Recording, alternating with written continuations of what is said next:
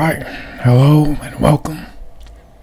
For this tutorial we will recreate this image, this render I did of Tifa from Final Fantasy VII. We will employ a feature called light groups, which allow us to change properties of our lights after we render. And so this is a very powerful feature in Blender. We could change the intensity of the light like so.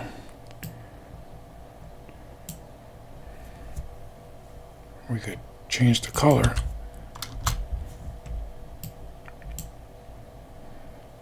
It goes from red to green.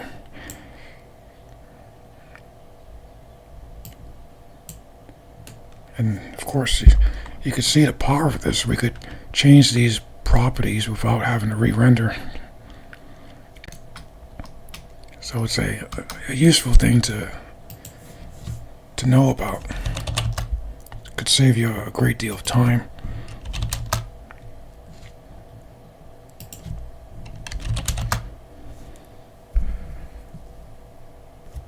Alright, this is my scene right here. It's a very simple scene. You just have Tifa standing there. I have 4 lights. There's a preview window down here. Wait 1 second.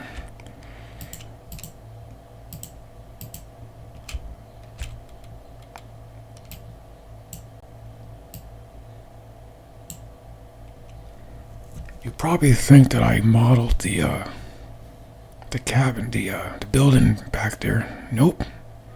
It's just a simple plane. Look at that. I downloaded it off Google, Final Fantasy VII background wallpaper. It's just an image that's on the plane here.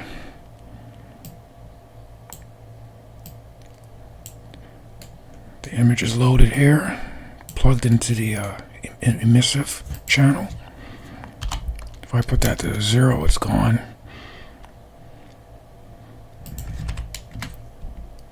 So, as the viewer, you have the illusion that, you have a complicated scene here. You have Tifa standing in front of a building, but, it's not even a building, it's just a plane.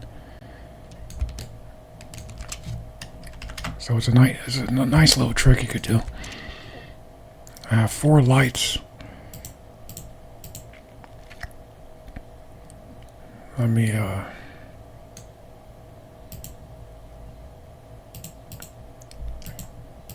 a key light here, which is above the camera.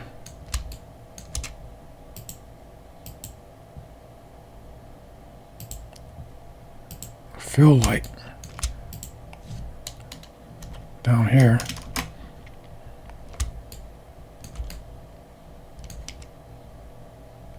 Second fill light.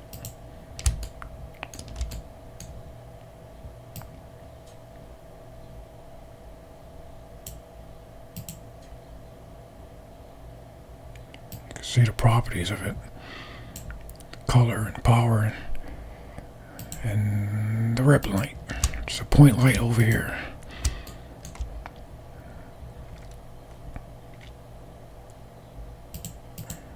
And I got a fog box here.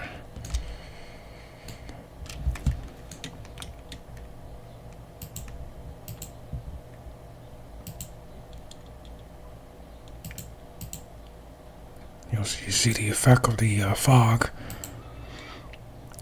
Just makes our scene more interesting. It's a volume shader, volume scatter.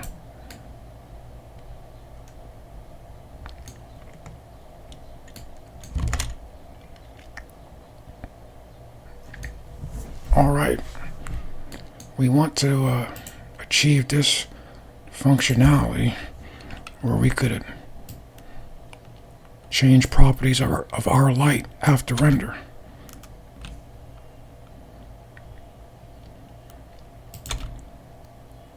And we do this using light groups.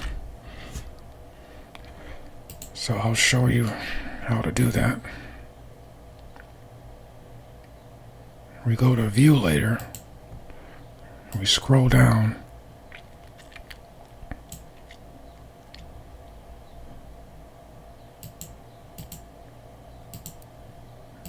So if everything's minimized, you just go under passes.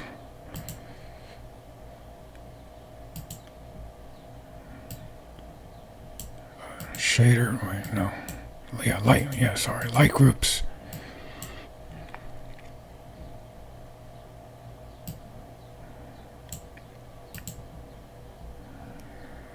One second, yeah, okay, so let's start over.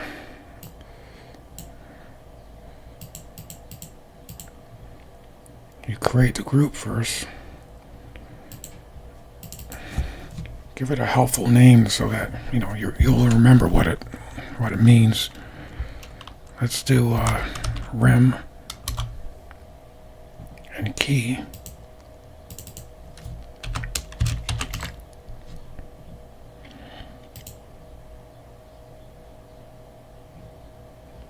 Then we select the light here. We go to object properties. Then under shading, light group, we assign the light to the group, one of the groups that we created.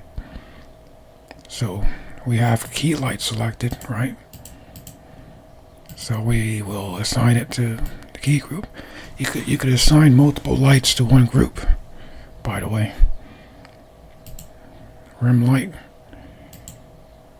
to rim. We could create groups for the other lights too if we want.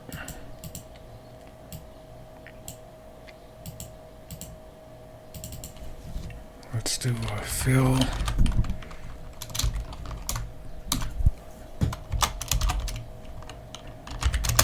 O1.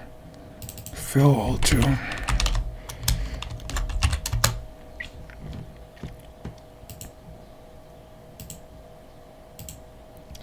I already did this, so that's why it's filled out like that. Alright, we have all 4 lights assigned to their own light groups. Now I will render and see you in a bit. Alright, the render took 1 minute and 19 seconds. I've taken the liberty of enabling some ALVs, direct volume, emission, ambient occlusion, and just the light groups. So when we composite, it'll be easier to follow. This is the network node that I already have. It's very complicated. I don't remember every little thing I've done, so we're going to start from scratch. Don't worry about that.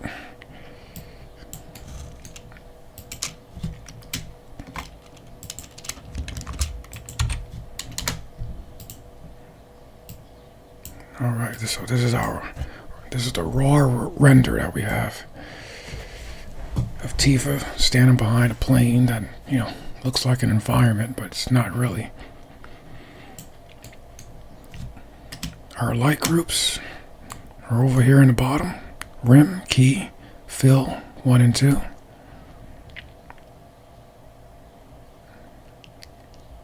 To incorporate them, you'll have to add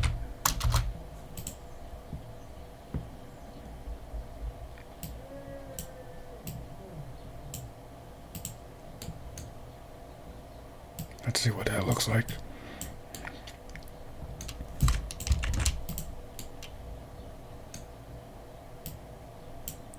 Just add.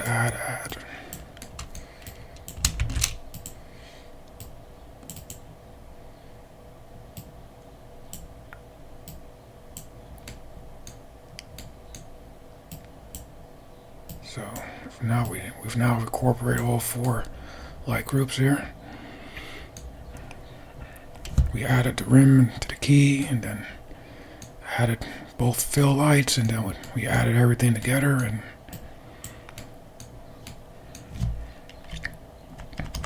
so in the previous render, the rim light was a red hue. So how do we achieve that? Well, let's see.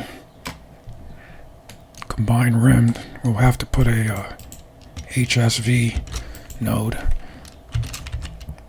hue saturation value, between the add and the rim. 1 second. Gotta keep rearranging these nodes.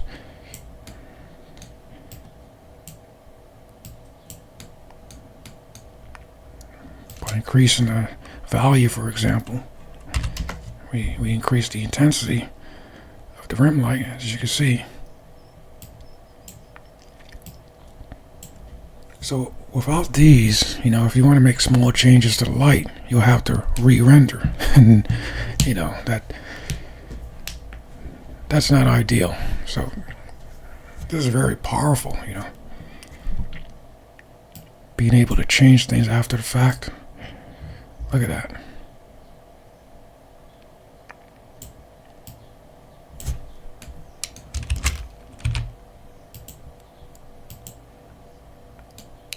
So if you're serious about doing 3D art, this is a feature that you should take advantage of. It saves you a tremendous amount of time.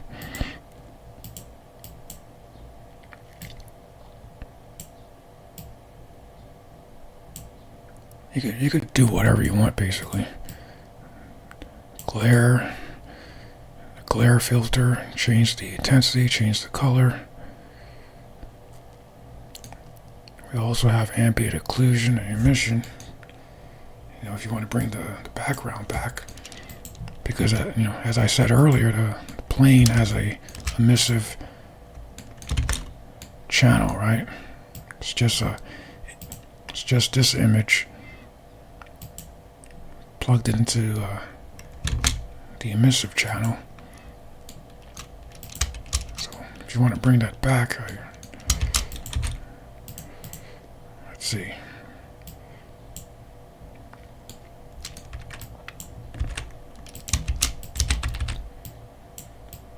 Oh, damn.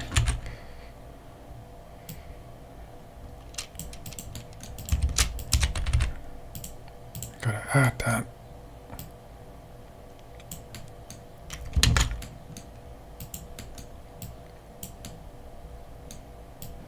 At the end of the chain, you add all the lights first, make your changes, and then at the end of the chain, that's when you incorporate ambient occlusion and emissive, all this other stuff. That's the typical workflow.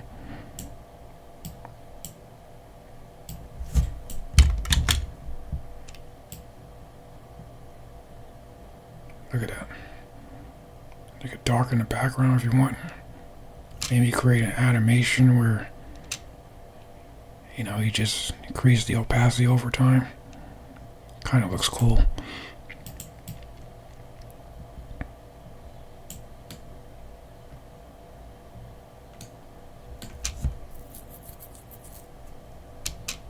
Let's see. As you can see, I've previously done this. I don't remember every little thing I did. It's not possible for me to recreate exactly what I did, but the whole point is you have this power.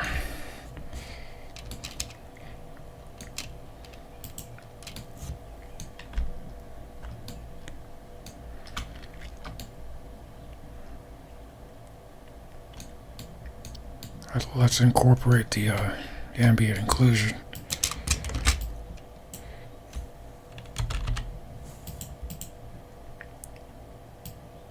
Down here.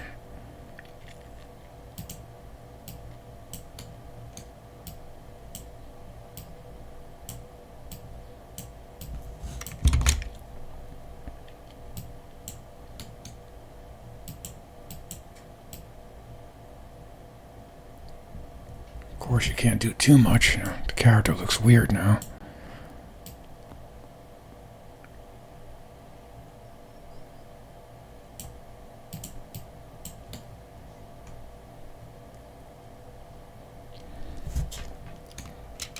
Finally,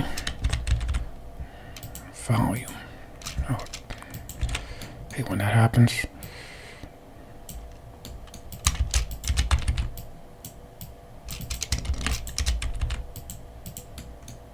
Volume direct.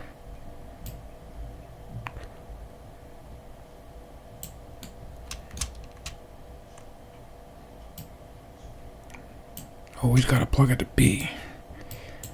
A's on the bottom, B's on top, by the way. So when you're bringing a new thing into the chain, that new thing has to be on B, on top of everything. It's like layers in Photoshop.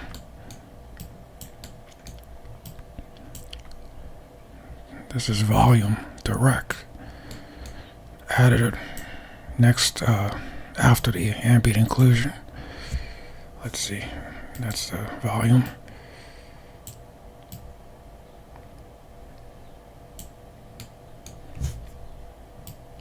Of course, there's a great deal of noise in the image.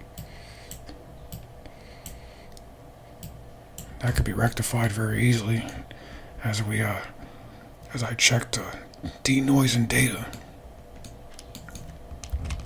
We could use a denoise node, then bring the data, denoising normal to the normal, denoising albedo to the albedo.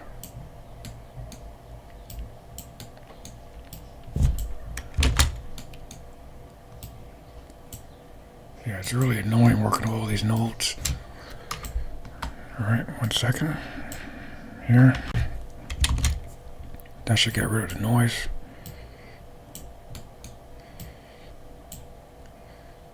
Yeah, look at that. All gone.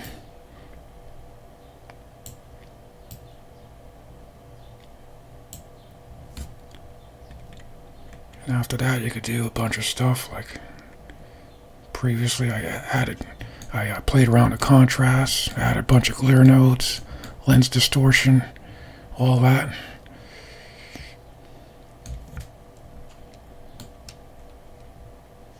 We could mess around the key as well if we wanted to.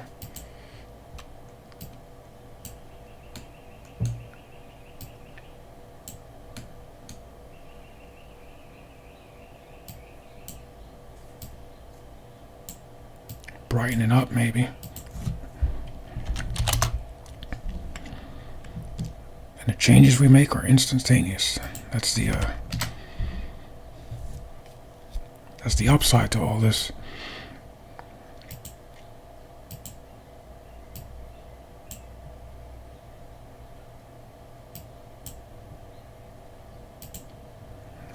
All right. That's it for this tutorial.